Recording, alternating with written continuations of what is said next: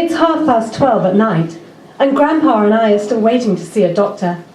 We sit in the emergency room of the Veterans Hospital, the VA, Grandpa calls it, in a little cubicle the nurse made by pulling the curtains around us. Grandpa's on a bed.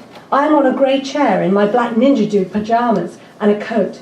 When I lean back, the whole chair buckles, and I pretend it's like plastic melting behind me. The curtains are made of a white, slimy material. They billow when the staff run by, which is a lot, by the way. Should have picked a quieter night to throw myself down the steps, Grandpa says with a wink. He cradles his hurt wrist in an ice pack like it's a baby. Won't be long now, Grandpa, I say. But I'm not sure I'm right. There's a whole load of shouting going on down the corridor. I hear things crashing to the floor. People are running. Someone's screaming for medicines. We can't get near him, a woman cries. 2 policemen sprint past the cubicle, shoes squeaking on the floor. The curtains billow right open, and I see their uniforms. Then over the top of the noise, a man yells one word loud, like a battle cry. Courland! At least that's what it sounds like from where I'm sitting. He holds on to the last bit for a real long time, his voice growly like a lion's. Courland! There's silence.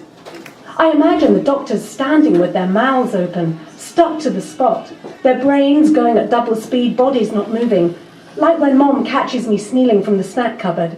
And then everyone's yelling again, and the guy keeps yelling, Courland! The woman at the reception desk laughs and says, "You got that right, honey, it sure is round here." "Can you hear that, Grandpa?" I say. Grandpa shakes his head and laughs. He goes, "Gotta love the VA, Mikey. Gotta love it." It's the same laugh he always has on poker night, when he's drunk a few beers. Still, I should have just left it till morning, Mikey boy, but I couldn't. His whole face crinkles into a smile, like a wrung-out brown dishcloth. His shiny metal prosthetic leg sticks out from his left pants leg. On his right leg, his pants are rolled up, and there's a big gash down his blotchy old shin. All the blood's gone hard and black. "Doesn't matter, Grandpa," I say. "They'll fix you up. They always do." "Courland!" the man yells again. And I can't wait any longer. I've got to see what's going on. "I gotta go pee, Grandpa," I say. "Sure, Mikey. Be quick, and don't talk to anyone." I run out of the curtains straight into Dr. Mariko Curtis, my friend Kyla's mom. She works night at the AR, just like my mom works nights at the old people's home. "Whoa," she goes. "Is that you, Mikey?" "I thought so when I saw the intake. Your mum working tonight?" "Yeah, and Grandpa fell down the steps outside our house." "Uh-huh," Mariko says. She puts her head through the gap in the curtains. "Hey, Marty, how are you doing? I'll be with you in a second, but we got something really crazy going on right now."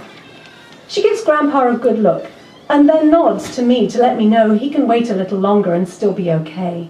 "Did you hit your head, Marty, when you fell?" "No," Grandpa holds up his wrist. "Saved myself with my wrist and grazed my leg, that's all. Probably shouldn't be bothering you, but the boy wanted to come." "He did right," Mariko says, but in a small voice, like she knows that Mom will be furious that I walked Grandpa up to the emergency room at night. "It's just up the street," I'll say, and Mom will say, "That's not the point. If there's something wrong, call the ambulance. The VA emergency room is no place for a kid." But I think it's great. We come here all the time for Grandpa's physicals and when his false leg stops working properly. "Someone threw a plastic bag full of dog poop into our front yard," I tell Mariko. "Grandpa saw it as he waved off his buddies." "Dog owners," Grandpa grumbles. "Why can't they take it home like they're supposed to?" "He went to get it and he lost his balance down the steps," I say. "Poker night?" Mariko asks. "Always lose my balance on poker night," Grandpa says. Mariko raises her eyebrows at me. "And what were you doing, Mikey, during poker night?" "I serve the beers. That's my job, isn't it, Grandpa?" I say. "And the old guys tell me war stories." Mariko makes a face. She knows what Mum thinks about that, too. Then there's a whole load more shouting. "You can't do that, sir. Don't pull those out, sir." When Mariko runs off, I follow her down the corridor to a room on the left. And wow, how cool is this? There's a guy, a really huge guy, in camouflage pants, and a dirty shirt, standing on one of those metal beds on wheels with his legs stretched out and bent like a sumo wrestler. He shakes his fists in the air, flexes his biceps, fixes everyone in the room with a stare and yells, "Cuckoo land!" over and over again. Seriously, we may be in California, but this guy looks like a Viking. That's my first thought. He's got fierce, icy blue eyes and wild ginger hair that sticks out in frizzy clumps. His lip is hidden by a prickly red moustache, and his chin is covered with a bright red beard. His eyebrows are thick and bushy, and he knits them together while he shouts.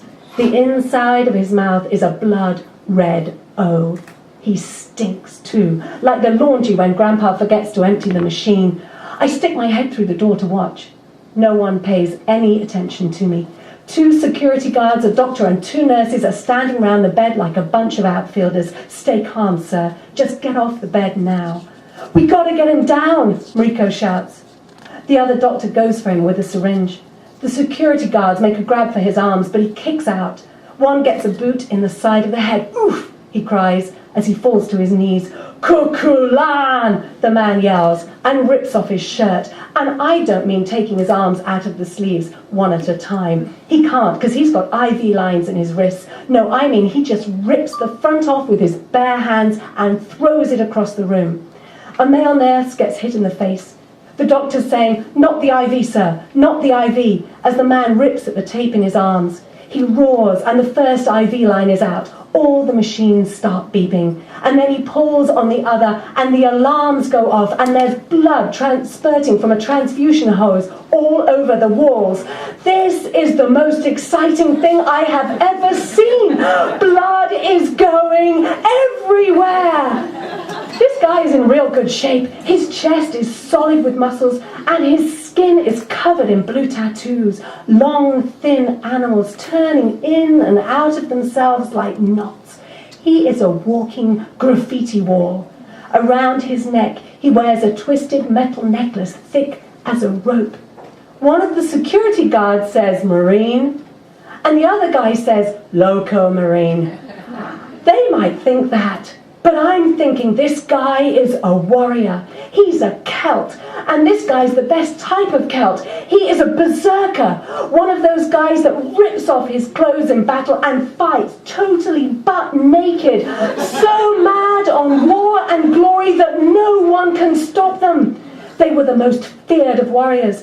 They were the best. And I'm watching a Celtic berserker right here, right now. I can't wait to tell Kyla tomorrow.